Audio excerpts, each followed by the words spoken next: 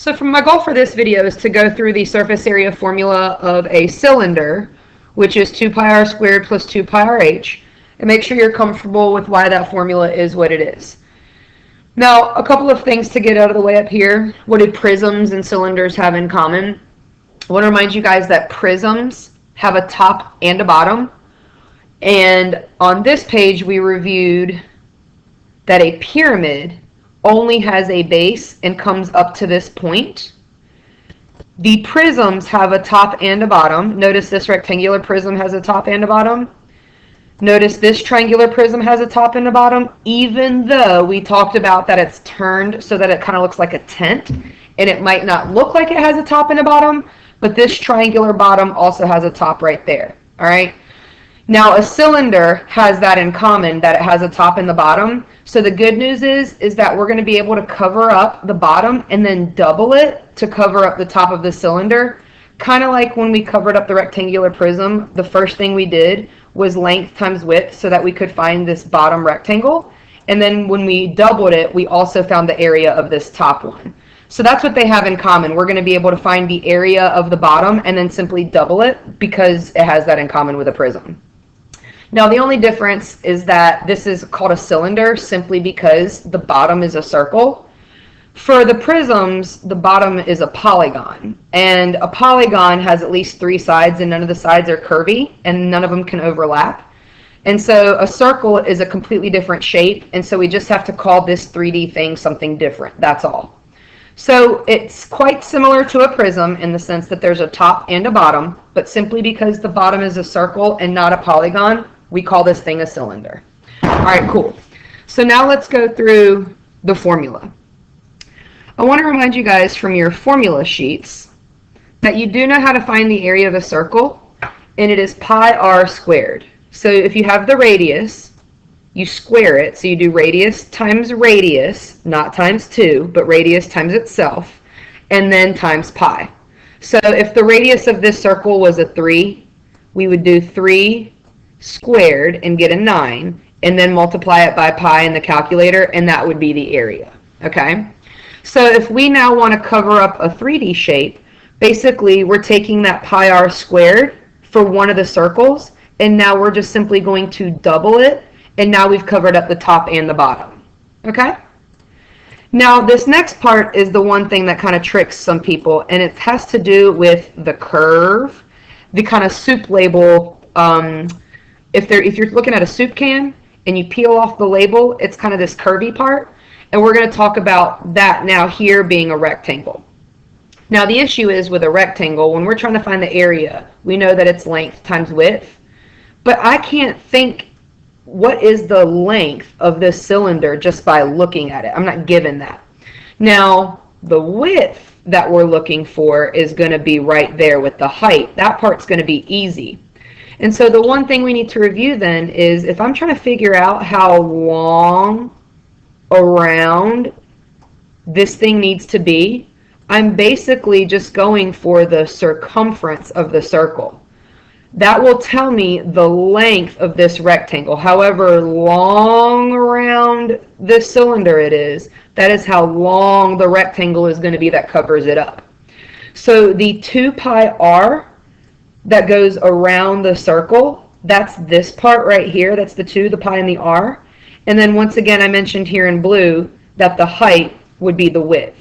So now I just don't want you guys to imagine taking this thing right here. Imagine this is the label of a soup can. Imagine taking it and putting it around this thing, and the length and width of this rectangle would be the circumference times the height. And so that's the 2 pi r times the h. So now let's go see it in a formula being plugged in. In this example that I have for you guys, we have the diameter of 8 that's been given. And the diameter, we're going to cut it in half when we plug it into the formula for the radius. We're also given that this cylinder has a height of 16. So pi is 3.14, so I've got 2 times pi, 2 times 3.14. And then the radius is the 4 that's going to get squared. Now I want to remind you guys that 4 squared is not 8, that is 16. And then times the 2 times 3.14, we're going to get a 100.48. And what that does is that's covered up the top and bottom circles only. But now we have to worry about the 2 pi RH, which is essentially the length and the width, and that's going to cover up the curvy roundy part on the outside. So we've got 2 times 3.14. The radius, once again, is this 4, and then the height of the prism is this 16 right here. In the calculator, I just went ahead and did the 16 times 4 and got 64, times the 3.14 times the 2, and I'm getting 401.92. So for this last part, y'all, let me show you. You can do the 2 times 3.14 times 4 times 16, and you're going to get the same answer. So because of order of operations, PEMDAS with the commutative property, the commutative property says right here that we can switch the order that we multiply, but we're still going to get 401.92. I want to review in the calculator over here that you could start with the 2 times 3.14 and then just do times 4 times 4. And that's the 100.48 because 4 squared is 16. Then you have this answer plus this answer in the calculator, 401.92. And we have the total surface area with the 2 circles top and bottom, and then the curvy part is 502.4 square inches. Now down here, notice that A is labeling the diameter while B labels the height. In this case, A is the height and B is the diameter. So let's take the A. We've got a diameter here of 5 and a height of 4. On this one, our diameter is 15 and our height here is going to be a 12. Now I want to remind you guys that for the formula we want the radius, so now we're going to cut this 5 in half, and the radius for this first cylinder is a 2.5. The radius for this cylinder is going to be a 7.5. It's going to be half of the 15, so 7.5. And let me make that look a little bit more like an equal sign. All right, sweet. So now let's just plug in the numbers and go with PEMDAS to simplify. So we have 2 times 3.14 times the radius, which is 2.5 getting squared, and then 2 times 3.14 times the radius times the height. So for this part right here, first thing we do in the calculator is 2.5 times 2.5, and that's where I'm getting this 6.25. And now we can just multiply by 2 times 3.14, and we get the 39.25. This next part in the calculator, just 2 times 3.14 times 2.5 times 4.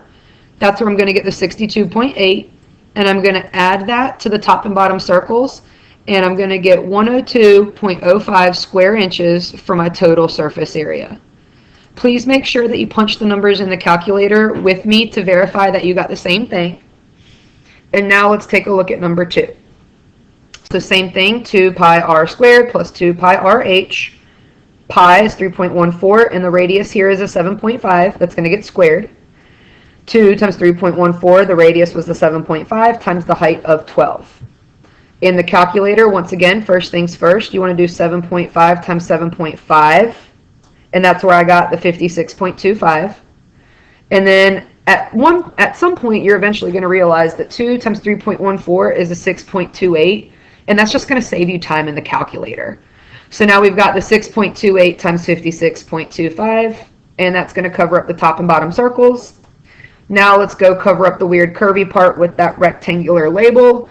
And when you crunch those numbers in the calculator, you get the 565.2, which when added gives us a total surface area of 918.45 square centimeters. And that concludes the video for how to plug in the dimensions of a cylinder into the surface area formula. Thank you.